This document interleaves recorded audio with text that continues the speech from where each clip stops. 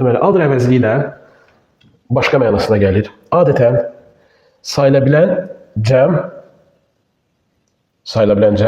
və sayılmayan isimləri təyin edir. Bu arada other əvəzliyi də qeyri-müəyyənlik bildirir. Is there other coffee on sale? Yəni satışda başqa kofe varmı? What other problems have you got? Sənin başqa hansı problemlərin var? Yəni burada gördüyünüz kimi other əvəzliyindən sonra sayılabilməyən isim gəlib. Digər nümunəmizdə isə other əvəzliyindən sonra sayılabilən cəm isim gəlib. Burada bir məsələ var, ona diqqət etməyinizi tövsiyə edirəm. Sizə testlərdə mütləq ki, qarşınıza çıxacaq.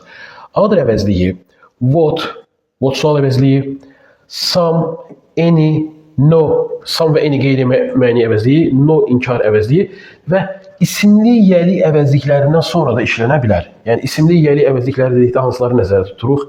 My, your, his, her, its, our və their. İsimli yəli əvəzliklərindən sonra işlənə bilər. Burada gördüyünüz kimi var. Have you got any other computer programs? Yəni sizin başqa kompüter proqramlarınız varmı? What other films have you seen this week? Sən bu həftə başqa hansı filmlərə baxmısan? No other house is as popular as theirs. Başqa heç bir ev onların evi qədər populyar deyil. Burada diqqət edin.